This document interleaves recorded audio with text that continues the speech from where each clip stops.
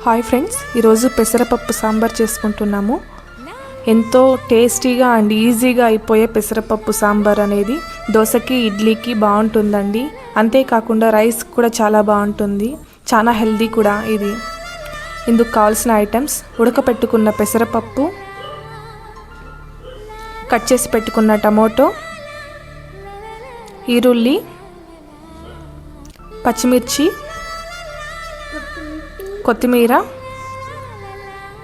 కరివేపాకు, జజ్జి పెట్టుకున్న వెల్లుల్లి. ఏదైతే పాత్రలో చేస్తామో ఆ పాత్ర తీసుకొని అందులోకి ఆయిల్ వేసుకొని అది బాగా వేడయ్యాక సాసులు యాడ్ చేసుకోవాలండి. ఇందులోకే జీలకర్ర కూడా యాడ్ చేసుకొని అది బాగా చిట్లిన తర్వాత పచ్చిమిర్చి వేసి, ఈరుల్లి వేసి ఫ్రై చేసుకోవాలండి. అందులోకి కరివేపాకు కూడా యాడ్ చేసుకోవాలండి. మనం జజ్జి పెట్టుకున్న వెల్లుల్లిని కూడా యాడ్ చేసుకొని బాగా ఫ్రై చేసుకోవాలండి. ఇది బాగా ఫ్రై చేసుకున్నాక మనం ఫ్రై అనేది 70% చేసుకోవాలండి. ఇందులోకే మనం కట్ చేసి పెట్టుకున్న టమాటోని యాడ్ చేసుకొని బాగా ఫ్రై చేసుకోవాలండి.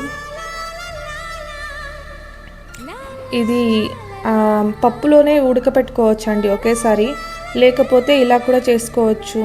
ఇలా చేసుకుంటే పప్పు అనేది క్లీన్గా సాఫ్ట్గా ఉడికిన తర్వాత ఇది చేసుకుంటాం కాబట్టి చాలా టేస్ట్గా ఉంటుంది.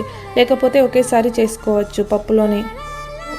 నేను పప్పును తనిగా ఉడకపెట్టుకున్నానండి. 2 విజిల్స్ వచ్చే వరకు ఉడకపెట్టుకున్నాను. 2 విజిల్స్కే బాగా నున్నగా అయిపోయిందండి పప్పు.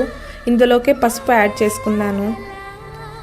ఇప్పుడు ఆ ఉడికిన పప్పును ఇందులోకి యాడ్ చేసుకుని మన కన్సిస్టెన్సీకి తగినంత వాటర్ని యాడ్ చేసుకోవాలండి.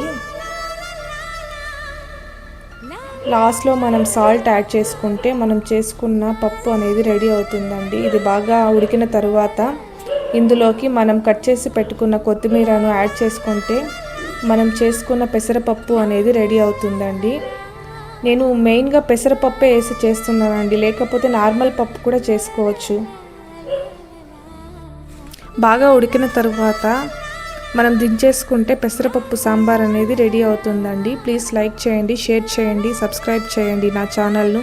సపోర్ట్ అనేది ఎప్పుడు ఇలాగే ఉండాలండి.